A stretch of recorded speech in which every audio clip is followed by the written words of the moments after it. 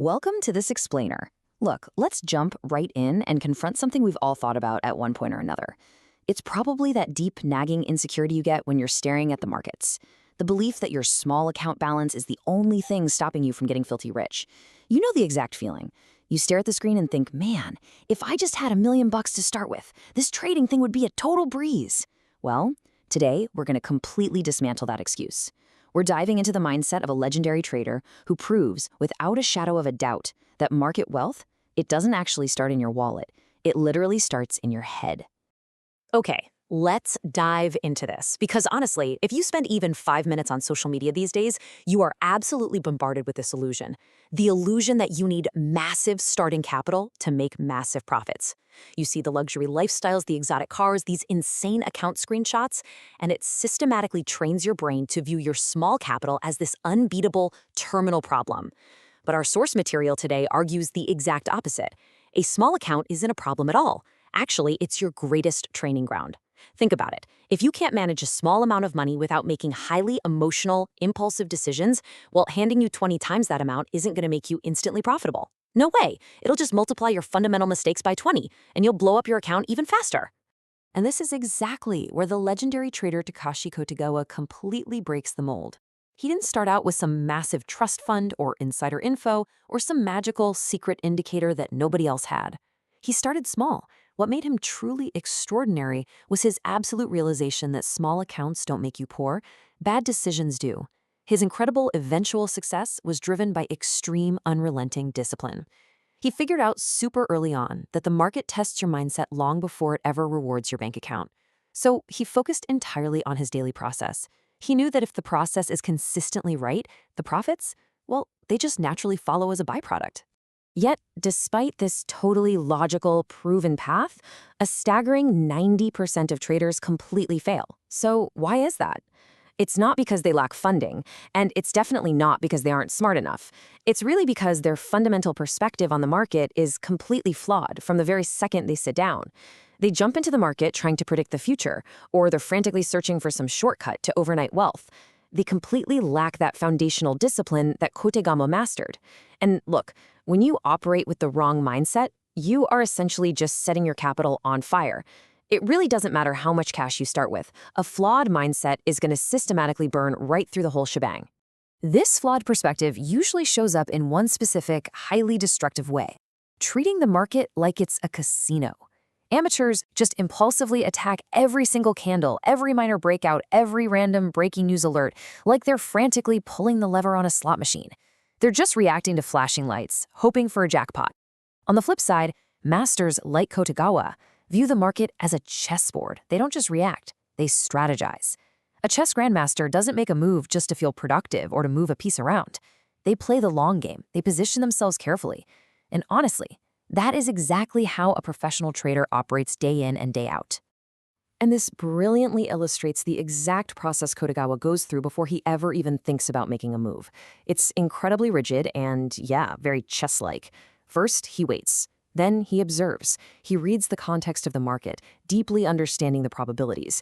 And only then does he execute. He's never just staring at a chart and wildly guessing where the line might jump next. He is systematically asking himself, okay, if I make this move, what happens next? What's my exact plan if the market suddenly turns against me? He actually reads the market instead of trying to fight it or force it to do what he wants. He skips over so many opportunities simply because he knows that not every single movement is actually a profitable setup.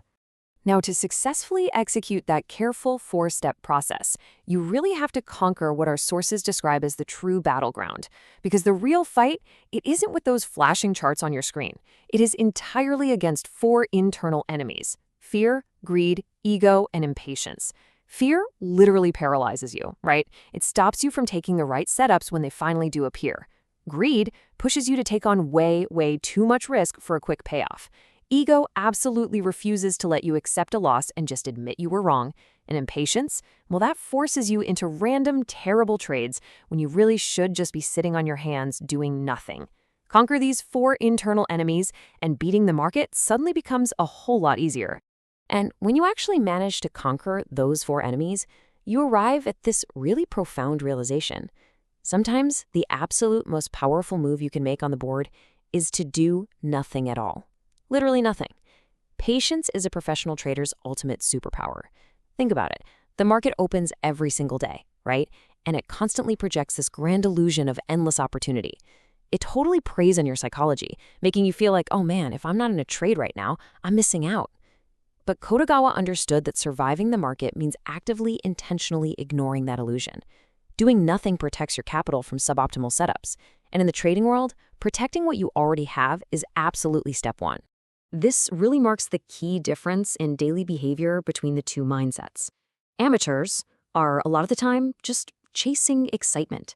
They trade out of pure boredom, basically, treating the market like an adrenaline drip. If the chart goes up, they want in. If it goes down, they want in. They just want to feel the rush of playing the game.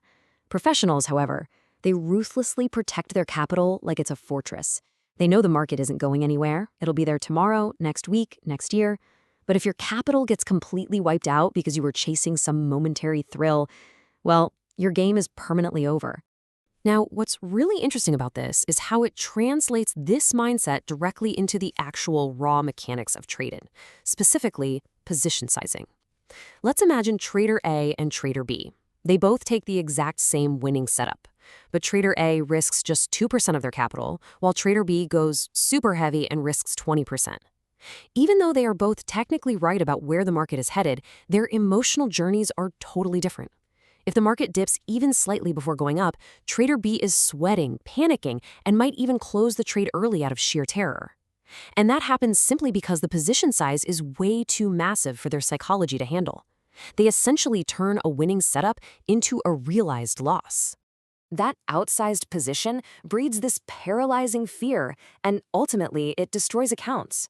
This beautifully highlights the massive difference between focusing on profit and focusing on risk.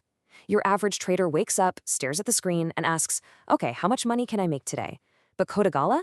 He woke up and asked, what is my absolute maximum risk today? He didn't waste his energy trying to predict profits. He focused entirely on risk preparation. He knew that you just cannot control the market, no matter how brilliant your strategy is. But you do have 100% control over how much risk you expose yourself to. So the crucial point is that because risk is totally inevitable, the real secret is how you frame the times you're inevitably wrong. To a professional, a loss isn't some personal attack from the universe. It's not a failure of character. It is simply a business expense. Think of it as the standard, everyday fee required to stay in the game. By calmly accepting losses as just a natural cost of doing business, you completely avoid that super dangerous trap of revenge trading. You don't get angry and aggressively try to get back at the market to reclaim your money. You just calmly pay your fee, close the trade, and move right along to your next calculated decision. Here's a harsh truth that social media almost never shows you. Professional trading is actually incredibly boring. Seriously, amateurs trade to feed their ego, right? They want the thrill of proving to the market and to their friends that they are right. Professionals, on the other hand, really don't care at all about being right. They only care about strictly following their proven process and actually generating income. It requires this repetitive, totally emotionless, and honestly kind of tedious discipline. Professional trading isn't about high-octane action and adrenaline. It's way more about quiet, consistent, and incredibly patient observation. So why go through all that boring repetition? Well, because of the ultimate weapon of wealth creation, compounding. You've probably heard the saying, it's the eighth wonder of the world. But here's the catch that catches everyone out. Compounding works incredibly slowly. It demands your time, not your speed. It is honestly the ultimate test of human nature, mainly because we're biologically wired to crave fast, instant results. Compounding forces you to just sit on your hands and let the math do all the heavy lifting over months and years instead of hours and days. It rewards patience on a microscopic everyday level. It really comes down to a relentless battle of speed versus stamina. Amateurs are always looking for jackpots. They desperately want to double their entire account in a single week. Professionals, though, they just look for quiet consistency. Our source material uses a brilliant, really grounded analogy here. Building wealth is exactly like growing a tree. You carefully plant the seed, and then it just needs time and space to grow. If you're out there digging up the roots every single day just to check if it's growing any faster, that tree is never going to survive.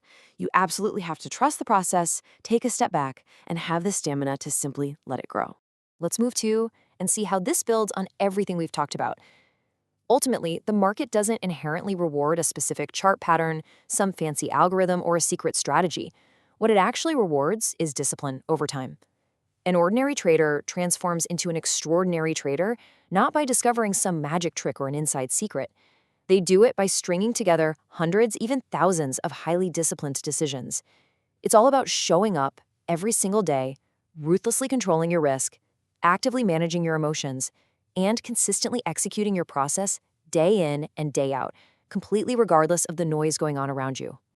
So the next time you're facing a frustrating loss, or you feel that sudden burning urge to jump into a totally reckless trade, I want you to stop and ask yourself this. Will you keep trying to change your charts and endlessly search for some new magical indicator, or will you finally change your mindset? Because as we've seen throughout this explainer today, true market wealth does not start in your wallet. And it definitely doesn't start on your screen. It starts entirely in your mind. Thank you so much for joining me for this explainer, and I really hope this helps you approach your next move exactly like a true grandmaster.